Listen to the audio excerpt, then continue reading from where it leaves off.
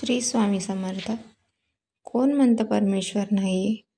परमेश्वर या चराचरामध्ये आहे, या सृष्टीच्या कणाकणामध्ये आहे. सगळीकडे परमेश्वर हा विश्व व्यापून आहे. फक्त त्याची प्रचिती आणि अनुभव आपल्याला घेता यायला हवा. तर आज आपण हेच बघणार आहोत. भक्त प्रल्हादाला सुद्धा त्याच्या वडिलांनी म्हणले होते की कुठे आहे परमेश्वर, कुठे आहे तुझा नारायण. त्यावेळेस प्रल्हादाने फार सुंदर असे उत्तर त्यांना दिले. तो म्हणाला, माझा परमेश्वर, माझा नारायण या पूर्ण चराचरामध्ये आहे, कणाकणामध्ये आहे.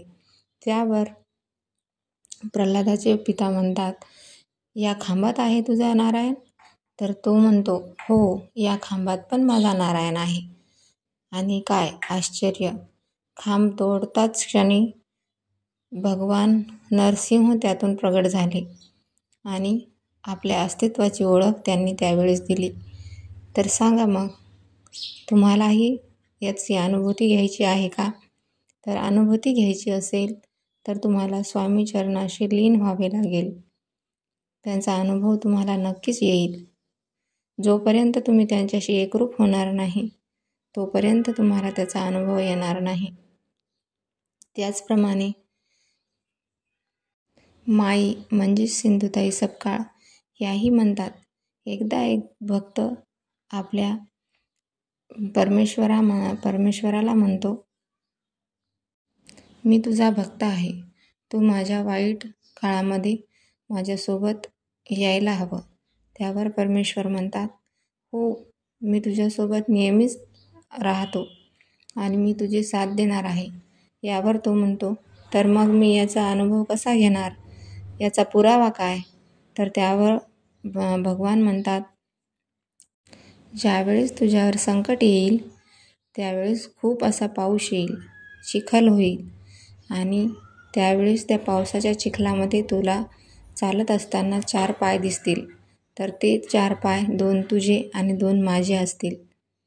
तर असे म्हणून तो भक्त त्याच्यावर असेच संकट आले आणि त्याला खूप पाऊस आला आणि चिखल झाला.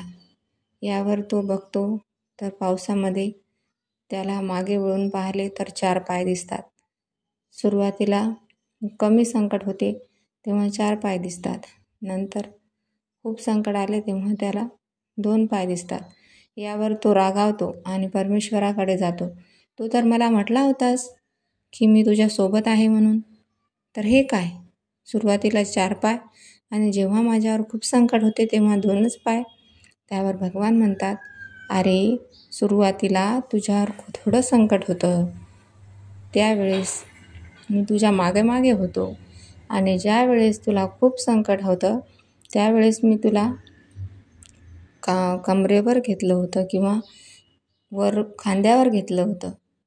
अशाच पद्धतीने तुम्हालाही परमेश्वराला लीन व्हायचे आहे, त्याच्यावर विश्वास ठेवायचा आहे, मनोभावे त्याला समर्पित व्हायचे आहे. माझा तर परमेश्वरावर भरोसा आहे, कारण माझ्यावरही खूप संकटे आलेली आहेत. त्याचप्रमाणे तुम्हीही विश्वास ठेवा, कारण जर परमेश्वर नसता तर ही सृष्टी कशाने चालते, कशाने हे विश्व चालते? दिसतं का कोणाला काहीतरी? पण तो आहे आणि यावर तुम्हाला विश्वास ठेवावाच लागेल. धन्यवाद. तुम्हालाही जर असेच काहीतरी नवीन स्वामी अनुभव किंवा दुसरे काही अनुभव असतील